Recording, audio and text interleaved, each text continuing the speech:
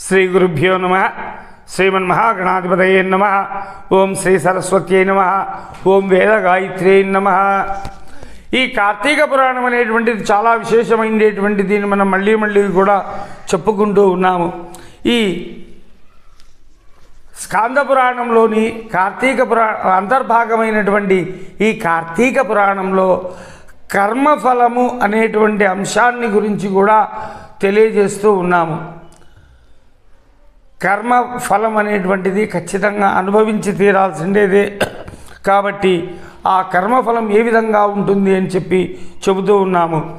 ఆ స్తంభం మీద దీపం పెడితే ఉద్భవించినటువంటి ఆ మానవుడు ఈ యొక్క విషయాన్ని తెలుసుకోవాలి, కర్మ గురించి తెలుసుకోవాలి అని చెప్పి ఉత్సాహంతో ఆ మునీంద్రులను అడుగుతూ ఉన్నాడు. ఓ మునీంద్ర, మీ దర్శనం వల్ల నేను ధన్యున్నయ్యాను. నా సందేహ నివృత్తి చేసి జ్ఞానోపదేశం చేయడం వల్ల నేను మీకు శిష్యుడనయ్యాను. నాకు సర్వము మీరే. ఏ పూర్వ పుణ్యం వల్లనో మీ దర్శన భాగ్యము మాకు కలిగినది. లేకపోయినట్లయితే మహాపాపి అయిన నేను, ఎటువంటి పుణ్యకార్యములు చేయనటువంటి నేను ఈ మొద్దుబారినటువంటి చెట్టుల ఆ అడవి ప్రాంతంలో పడి ఉండవలసినటువంటి వాడిని. అయితే మీ చేత నాకు శాప విమోచనం కలిగింది. ఇదంతా దైవికంగా జరిగినది.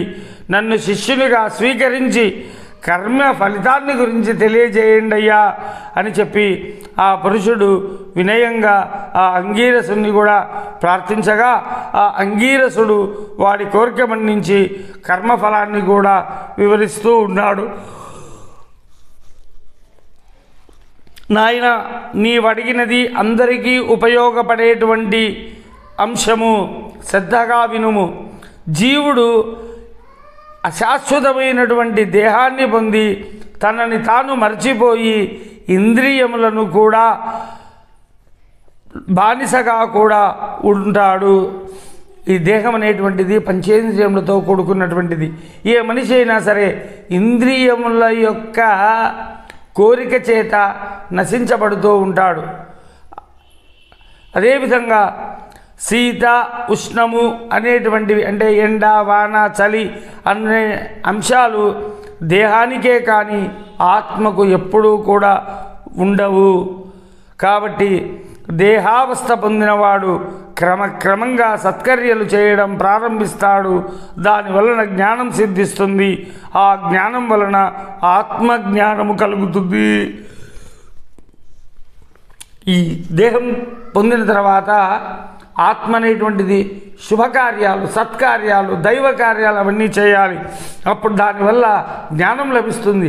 ఆ జ్ఞానం వల్ల తత్వజ్ఞానం అనేటువంటిది కూడా కలుగుతుంది. సర్వకర్మలే మనిషిలో కూడా ఉంటాయి, నీలో కూడా ఉంటాయి.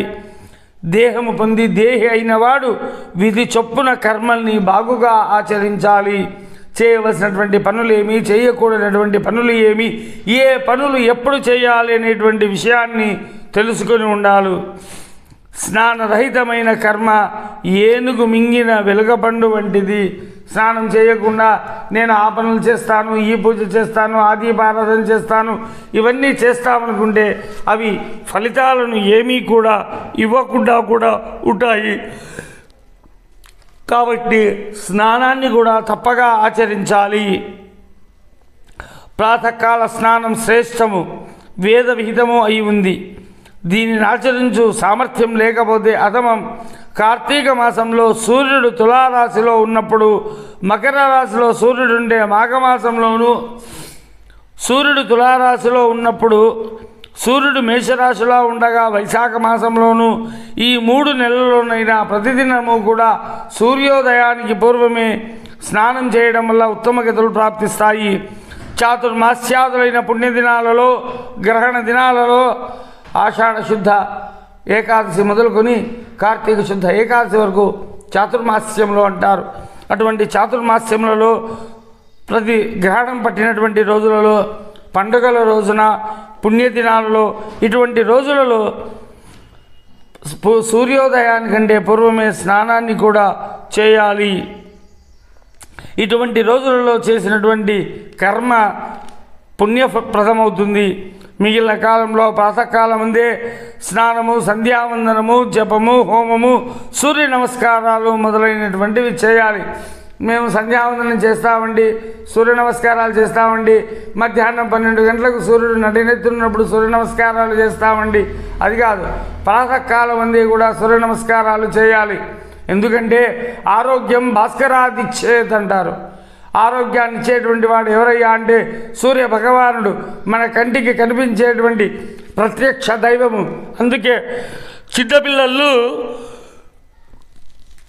చిన్నపిల్లలను పొద్దున్నే సూర్యోదయంలో ఎండలో తీసుకొని వెళ్ళి ఉంచండి అని డాక్టర్లు చెప్తూ ఉంటారు. ఎందుకంటే సూర్యుడి యొక్క లేలేత కిరణాల వల్ల ఆరోగ్యంలో డి విటమిన్స్ కూడా చేరుతుందని చెప్పి సైంటిస్టులు చెప్తూ ఉన్నారు. కాబట్టి ప్రాతకాలం ముందే స్నానం చేయాలి, సంధ్యావందనము, జపము, సూర్య నమస్కారాలు మొదలైనవన్నీ చేయాలి. స్నానం చేయకపోతే కర్మ భ్రష్టత్వం పట్టి రౌరవ నరకం ప్రాప్తిస్తుంది. ఈ కార్తీక మాసంలో అన్ని రోజులు పుణ్యమైనటువంటి రోజులే, పుణ్యప్రదాలే. కాబట్టి దానితో సమానమైన మాసం లేదు అన్నాడు. ఆ అంగీరసుని మాటలు విన్నటువంటి ఉద్భూత పురుషుడు మునితో, మహాత్మా తమరి ఇంతకుముందు ప్రస్తావనలో చాతుర్మాస్యాలని చెప్పారు కదా, ఆ చాతుర్మాస్య వ్రతం ఎవరు ప్రకటించారు? దాని ఫలితమేమి? నాకిప్పుడు గతి ఏమిటి? అదంతా చెప్పమని అడగగా ఆ అంగీరసుడు ఈ విధంగా కూడా చెబుతూ ఉన్నాడు. ఇంతకుముందే చెప్పాను చాతుర్మాస్యాలంటే ఏమిటి అని. ఆషాఢ శుద్ధ ఏకాదశి మొదలుకొని కార్తీక శుద్ధ ఏకాదశి వరకు ఈ 4 మాసాలను చాతుర్మాస్యాలని అంటారు. ఏమిటి చాతుర్మాస్య విశేషత అంటే, ఈ చాతుర్మాస్యంలో ఆషాఢ శుద్ధ దశమి రోజు శ్రీ మహావిష్ణువు నిద్రలోకి వెళతాడు అని చెప్పబడుతుంది. నిద్రాన్యాజంలో లక్ష్మీదేవితో క్షీర సముద్రంలో శయనిస్తూ ఉంటాడు. కార్తీక శుద్ధ ద్వాదశి నాడు తిరిగి కూడా నిద్ర నుంచి మేల్కొంటాడు. కాబట్టి ద్వాదశికి మహాబోధిని అని పేరు. చాతుర్మాస్యాలనబడే ఈ 4 నెలలు విష్ణువుకు సుఖనిద్రను కూడా ఇస్తాయి. అట్టి ఈ 4 నెలలు సత్యస్వరూపుడైన శ్రీమన్నారాయణుని ఆరాధించేవారు పరమపదాన్ని కూడా పొందుతారు. ఈ కాలంలో చేసిన పుణ్యకర్మలు సార్థకమవుతాయి. దీనికి ఉదాహరణగా పూర్వం నాకు శ్రీ మహావిష్ణువు చెప్పినటువంటి విషయాన్ని చెప్తాను వినండి అని చెబుతూ ఉన్నాడు. ఒకప్పుడు కృతయుగంలో వైకుంఠంలో విష్ణుమూర్తి కొలువై తీర్చి ఉండగా నారదుల వారు హరినామ సంకీర్తన చేసుకుంటూ వచ్చారు. నారద మహాముని లోక కళ్యాణార్థము అనేక విషయాలు కూడా తెలియజేసినాడు. అందులో ఇది కూడా ఒకటి. పాదాభివందనం చేశాడు. శయనుడైనటువంటి శ్రీహరిని చూసి చాలా ఆనందంగా కాళ్ళకు నమస్కారం కూడా చేసుకున్నాడు. శ్రీ మహావిష్ణువు మందహాసంతో, ఏమీ తెలియని వానిలా, ఏమి నారదా అన్ని లోకాలు కుశలమేనా అని చెప్పడిగినాడు. జగన్నాటక సూత్రధారి, ఆయనకు తెలియని అంశం ఏముంది? నారదుడు ఎందుకు వచ్చినాడో తెలుసు, నారదునికి ఏం కావాలనో తెలుసు, తద్వారా ప్రజలకు ఏమి అందచేయాలనో కూడా తెలుసు. అప్పుడు నారదుల వారు, ఓ భగవాన్, వేద మార్గాన్ని విడిచిపెట్టిన వాళ్లను చూశాను. కొందరు మునులు మానవులతో కలిసి తమ ధర్మాలను కూడా నిర్వర్తించడం లేదు. వారికి మోక్షం ఎలాగ కలుగుతుంది? కొందరు భక్ష్యాభక్ష్య వివేచనం లేదు. అంటే భక్ష్యమేది, అభక్ష్యమేది, తినవలసినటువంటి పదార్థం ఏది, తినకూడని పదార్థం ఏది అనేటువంటి విషయాన్ని కూడా మర్చిపోయి ఉన్నారు. కొందరు సదాచార సంపన్నులై ఉన్నప్పటికీ కొందరు పరనింద ఆసక్తులయ్యారు. ఇతరుల గురించి మాట్లాడుకోవడము, వాడు ఇలాంటి వాడు, ఆమె ఇలాంటిది అని పరులను నిందించడం మీదనే శ్రద్ధ ఉంది.